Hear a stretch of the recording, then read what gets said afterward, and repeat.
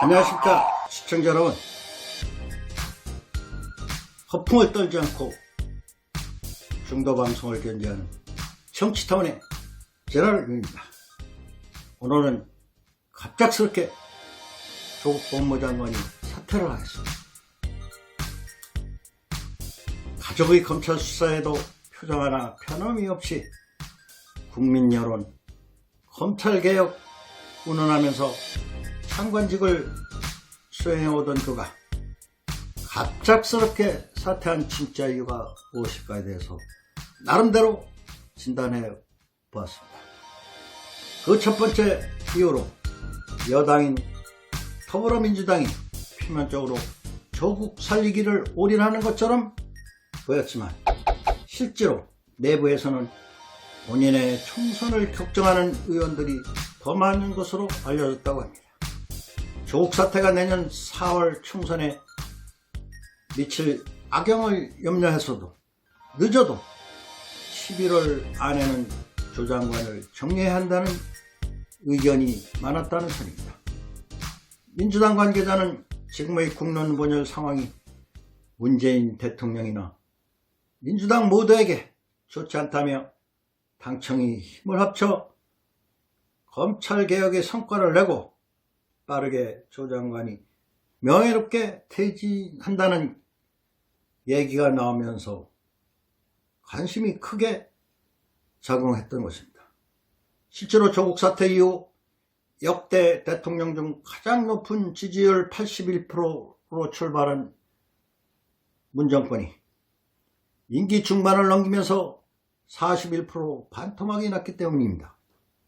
더불어민주당과 자유한국당에 대한 지지율 격차가 1%포인트 미만으로 줄어들었습니다. 지난 11일 일간 집계에서 문재인 정부 출범 이후 처음으로 한국당 지지율이 민주당을 앞질렀 적도 있었습니다. 조국 정국이 정당 지지율에 확실한 영향을 주고 있는 것으로 보여지기 때문에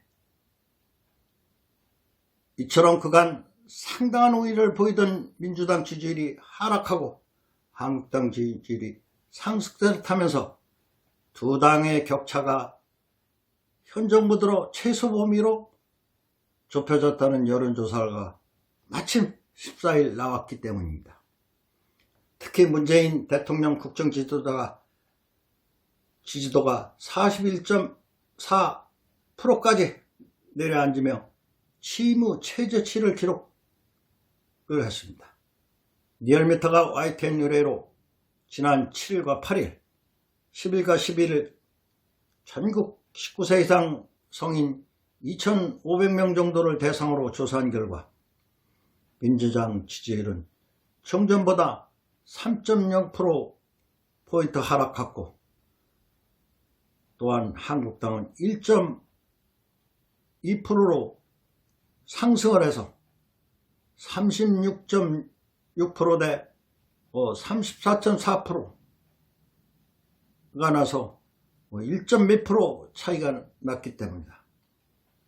실제 이유는 이러한 여론조사를 보더라도 이러다간 여권의 견고한 지지층이었던 집토끼, 즉 촛불민심도 잊어버릴지 모르는 상황이 왔던 것입니다. 이것이 첫 번째 이유인 것 같습니다.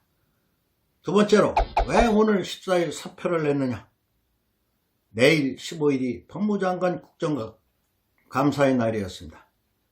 이날만 벼르고 기다렸던 한국당 의원들이 내일을 아주 벼르고 있었기 때문입니다. 만약 이 자리에서 조 장관이 거짓말을 한다면 부의를 위해서 또한 틀린 말을 한다면 국회가 이중 혐의로 조 장관을 고발할 수 있기 때문입니다. 세 번째로 설마 그럴 수 있겠느냐 하지만 조 장관이 차기 총선 출마를 위해 물러났다는 분석도 나오고 있습니다. 광폭적인 조 장관의 지지자들은 이번 조 장관의 사태로 인해 더욱 똘똘 뭉칠 가능성이 크다고 봅니다. 조 장관이 총선 출마 카드로 명예회복을 생각해 볼 수 있으며 그 이상도 생각해 볼 수 있다는 관측이 나오고 있기 때문입니다. 네 번째로, 조 장관의 부인 정경심 씨에 대한 검찰의 4차 조사에서 스모킹 건이 나왔다는 분석도 있습니다. 조 장관이 더 이상 장관직을 수행 못할 증거가 검찰 조사에서 밝혀졌다는 추측이 제기되고 있습니다. 다섯 번째로, 조국 법무부 장관이 그 자리에 있으면 야당 국회의원 패스트트릭 사건을 검찰이 수사하지 못할 지경에 이를 수도 있다는 것입니다. 그래서 검찰은 똑같은 잣대로 야당의 목을 조이기 위한 수단이라고 보는 사람들도 있습니다. 아무튼 조국 법무부 장관의 임명으로 온 나라가 둘로 갈라져 저작거리에서나 볼 수 있는 싸움박질에 국민들은 무척 화가 나 있습니다. 그래서 이번 조 장관의 사태로 좋아할 사람도 국민들이 계십니다. 아마도 국론 소모를 경제적으로 따져보면 국력 손실은 엄청날 것입니다. 더 이상 이런 일은 없어야 됩니다.